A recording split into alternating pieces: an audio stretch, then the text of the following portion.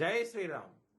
2022 నుంచి 2026 జూన్ వరకు మొత్తం 21 ప్రెడిక్షన్స్ అనేవి ప్రూవ్ అయ్యాయి. అవన్నీ కింద డిస్క్రిప్షన్లో ఇవ్వడం జరుగుతోంది. ఏ యూట్యూబ్ ఛానల్లోనూ ఇన్ని ప్రెడిక్షన్స్ అనేవి ప్రూవ్ అయినవి ఏ ఛానల్ లేదు. మీరు కనుక నన్ను సంప్రదిస్తే కనుక మీ date of birth, time, place of birth నాకు ఇస్తే కనుక మీ కెరియర్ గురించి, మ్యారేజ్ గురించి, ఫ్యామిలీ గురించి, బిజినెస్ గురించి, హెల్త్ గురించి చెప్పడం జరుగుతుంది. కనుక నన్ను సంప్రదించండి. జై శ్రీరామ్. చనిపోయిన వారికి మాసకము, తద్దినము, సంవత్సరికము చేయబడును. మీరు హెచ్ఎల్ఎన్ జ్యోతిష్యాలను సంప్రదిస్తే కనుక మీకు వివరాలు ఇవ్వటం జరుగుతుంది. మీకు లైవ్ వీడియో కాల్లో ఇవన్నీ చూపించడం జరుగుతుంది.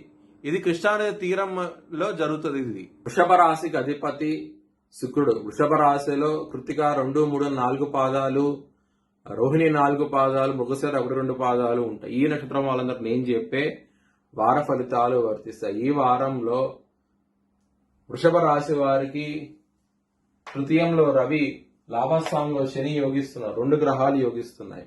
మీరు కనుక శనగలు దానం చేసే బ్రాహ్మణుడికి మంచి ఫలితాలు ఉంటాయి.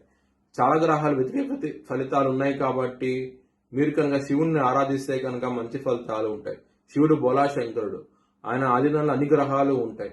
శివుణ్ణి ఆరాధిస్తే కనుక చాలా చాలా మంచి ఫలితాలు వచ్చే అవకాశం అయితే ఉంటది. మంగళవారం ముఖ్యమైన పనులు స్టార్ట్ చేస్తే ఖచ్చితంగా విజయం సాధిస్తారు. ఆదివారం, శుక్రవారాల రోజుల్లో మాత్రం వ్యతిరేకత ఫలితాలు ఉన్నాయి కాబట్టి ముఖ్యమైన పనులు స్టార్ట్ చేయకండి, ఇబ్బంది పడే అవకాశం అయితే ఉంటది.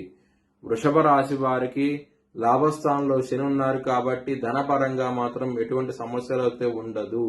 వృషభ రాశి వారికి శని పరమకారకుడు. అలాంటి శని లాభస్థానంలో ఉన్నప్పుడు మంచి ఫలితాలు ఇస్తారు. చాలా సంతోషంగా అయితే ఉంటారు.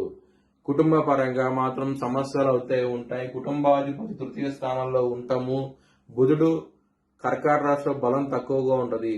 బుధుడు, చంద్రుడు బద్ధ శత్రువులు.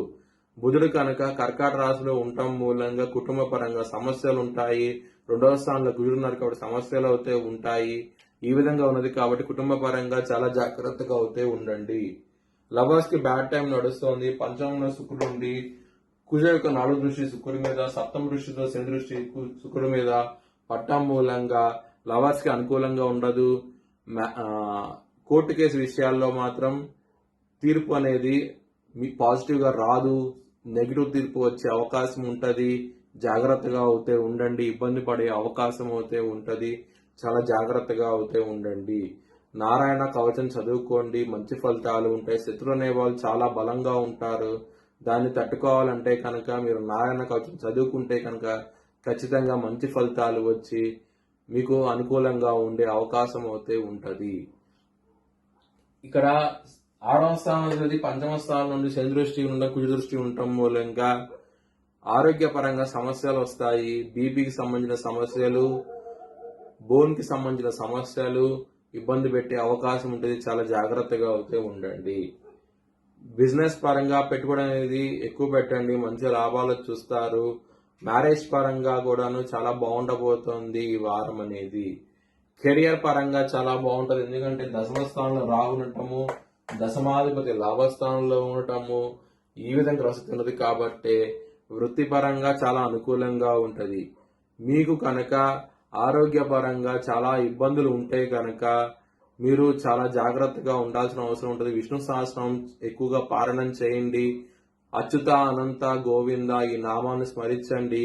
ఖచ్చితంగా ఆరోగ్య సమస్యల నుంచి బయటపడి మంచి ఫలితాలు వచ్చే అవకాశం అయితే ఉంటది. మీ భవిష్యత్ వివరాల కోసమై హెచ్ఎల్ఎన్ జ్యోతిష్యాలను సంప్రదించండి. Please like, share and subscribe my channel.